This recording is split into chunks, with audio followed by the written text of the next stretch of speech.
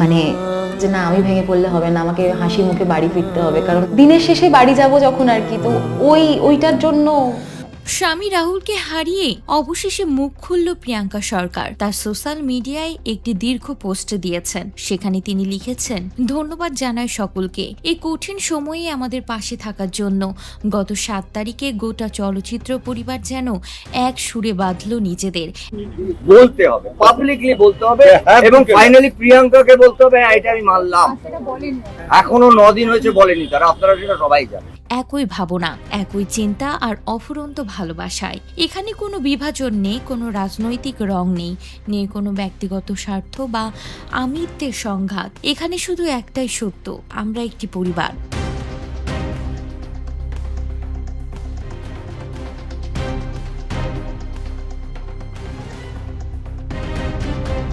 পরিবারের একজন সদস্যের প্রতি গভীর স্নেহ আর মমতা থেকে আজকের এই ঐক্যবদ্ধ লড়াই। রাহুলকে কেউ অভিনেতা হিসেবে ভালোবেসেছেন, কেউ চেনেন অরুণোদয় হিসেবে, আবার কেউ বা ভালোবেসেছেন লেখক রাহুল অরুণোদয় বন্দ্যোপাধ্যায়কে।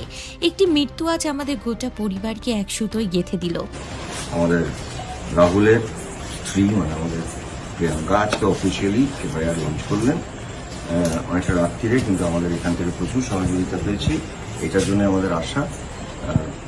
তবে এই অকাল প্রয়াণ যেন নিছক একটি শোকের স্মৃতি হয়ে না থাকে, এটি যেন আরো বড় কোনো পরিবর্তনের সূচনা করে। তবে এই মানুষটি আমাদের মাঝে অমর হয়ে থাকবেন, এটাই হবে তার প্রকৃত উত্তরসূরি বা লেগাসি। আমাদের লক্ষ্য হোক একটাই, ভবিষ্যৎ যেন এমন দুর্ঘটনা আর না ঘটে। টেকনিশিয়ান হন বা শিল্পী, মৃত্যুর পর নিজের সম্মান আর মর্যাদার লড়াই যেন কাউকে লড়তে না হয়। এতদিন পেরিয়ে গেল, এখনো জানতে পারা যায়নি রাহুলের মৃত্যু ঠিক কিভাবে ঘটেছে। বিধবা হবার পরে নতুন লড়াইয়ে নেমেছেন প্রিয়াঙ্কা। এক হাতে সন্তানকে সামলাচ্ছেন, আর এক হাতে উদ্ঘাটন করছেন স্বামীর সাথে ঠিক কি ঘটেছিল।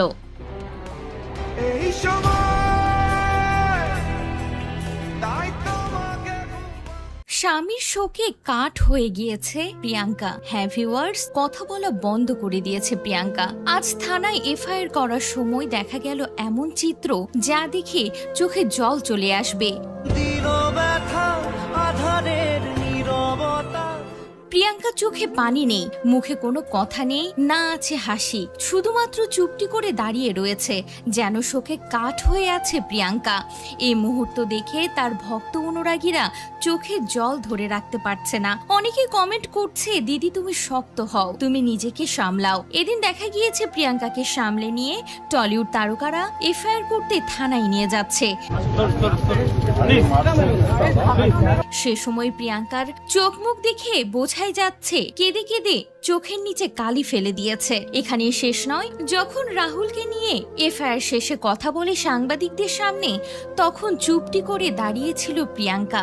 যে মুহূর্ত দেখে সবাই স্তব্ধ। প্রিয়াঙ্কা যেন কোনো কথাই বলছেন না, সোজা কাঠ হয়ে দাঁড়িয়ে আছেন। প্রিয়জনকে হারিয়ে নাওয়া খাওয়া ছেড়ে দিয়েছেন, তা অনেক আগেই জানা গিয়েছে। কোনোভাবেই প্রিয়াঙ্কাকে কোনো কিছু খাওয়ানো যাচ্ছে না, শুধুমাত্র রাহুলের জন্য কেঁদেই চলেছে। আমি বলি, আমি পিওরলি প্রিয়াঙ্কার সঙ্গে দেখা করতে এসেছিলাম। গোটা ঘটনাটার পর থেকে আমার প্রিয়াঙ্কার সঙ্গে দেখা হয়নি। যেদিনকে আমি রাহুলের বাড়িতে গেছিলাম সেদিনকে এত ভিড় ছিল, আমি শুধুমাত্র রাহুলের পাশে দাঁড়াতে পেরেছিলাম, ওই গাড়িটির পাশে। প্রিয়াঙ্কার সঙ্গে দেখা হয়নি।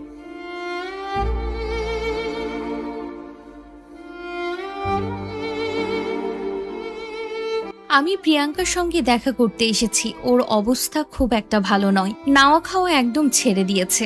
রাহুলের মৃত্যুতে ওর চোখে এক ফোঁটা জলও দেখা যায়নি, এখন শুধুই কেঁদে চলেছে।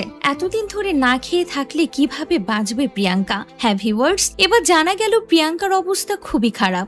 স্বামী রাহুলকে হারিয়ে নাওয়া খাওয়া ছেড়ে দিয়েছে, হাসপাতালে ভর্তি করবে বলেও জানা যাচ্ছে। তাকে দেখতে ছুটে যাচ্ছেন টলিউডের বড় বড় তারকারা। তুমি ছাড়া আজ একাই বিচ্ছেদের 6 বছর পর এক হয়েছিলেন রাহুল প্রিয়াঙ্কা। শুধুমাত্র ছেলের কথা চিন্তা করে একসাথে থাকা শুরু করেছিলেন নতুন করে, কিন্তু নিয়তির কি পরিহাস, নিয়তি তাদেরকে আবার আলাদা করে দিল। অল্প বয়সে বিধবা হয়ে গেলেন প্রিয়াঙ্কা। স্বামীর মৃত্যুতে চোখে এক ফোঁটাও জল নেই, যেন শোকে পাথর হয়ে গিয়েছেন। ছেলেকে মৃত্যুর খবর কিভাবে দেবেন বলেও পোস্ট করেছিলেন। বুকে কষ্ট চেপে রেখে দাঁতে দাঁত চাপা দিয়ে ছেলেকে বুঝিয়েছেন, পরিস্থিতি সামাল দিয়েছেন। শুটিং সেটে খবর পেয়ে তড়িঘড়ি করে প্রিয়াঙ্কা ছুটে আসেন রাহুলের বাড়িতে। আসলে তার মনে কি চলছে সেটা সে ছাড়া কেউ বুঝবে না। পর্দা থেকে বাস্তবে প্রেম বিয়ে, মাঝে বিচ্ছেদ, পরে সন্তানের টানে আবারও এক হয়েছে।